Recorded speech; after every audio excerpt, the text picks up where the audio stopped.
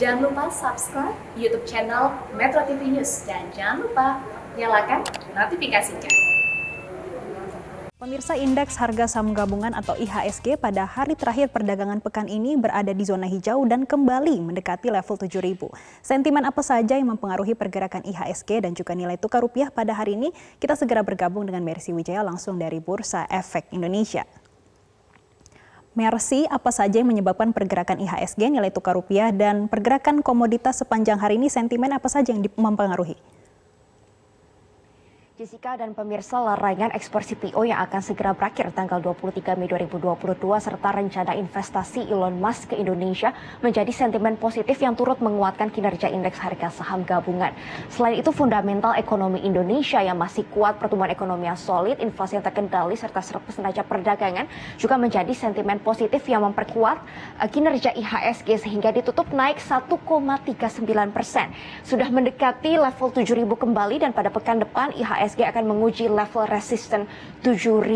Kalau kita lihat investor asing hari ini banyak masuk ke pasar saham Indonesia, sudah mencapai 373 miliar di semua pasar, dan saham yang paling banyak diincar adalah saham yang terkait dengan komoditas, yaitu batu bara dan juga nikel. Kalau kami pantau pergerakan harga saham yang terkait dengan mobil listrik dan juga baterai mobil listrik ini sudah menguat 1-4% pada perdagangan hari ini, dan kemarin penguatannya sudah mencapai 7%. Sementara itu kalau kita lihat secara sektoral, saham teknologi naik paling signifikan, terutama karena penguatan saham Bukalapak dan juga GoTo yang naik sampai 7%.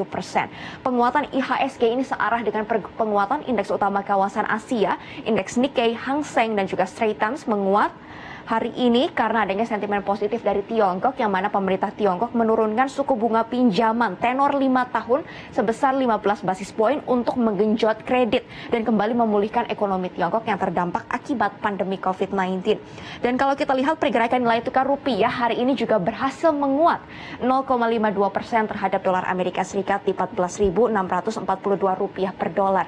Padahal dolar Amerika Serikat atau dolar indeks masih menguat 0,25%. Dan kalau kita lihat selama 3 bulan terakhir, dolar Amerika Serikat sudah naik lebih dari 7%, dan tingginya posisi dolar ini justru melemahkan harga-harga komoditas yang biasa ditransaksikan dengan dolar Amerika Serikat. Kami pun memantau hari ini harga minyak global turun, WTI melemah 0,49% dan Brent turun 0,08%, masing-masing dijual seharga 111 dolar Amerika Serikat per barel.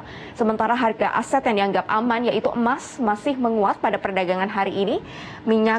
Untuk harga emas di luar negeri, COMEX naik 0,027%, sementara harga emas antam dalam negeri naik sampai 1,2%. Meskipun sentimennya cenderung positif hari ini, terjadi rebound pada indeks saham di regional Asia, namun investor juga masih mewaspadai tingginya kenaikan suku bunga The Fed di tahun ini yang bisa berpotensi membawa resesi ekonomi. Demikian Jessica yang dapat kami laporkan dari Studio Bursa Efek Indonesia. Kembali ke studio. Baik, terima kasih Mercy Wijaya atas laporan Anda langsung dari Studio Bursa Efek Indonesia.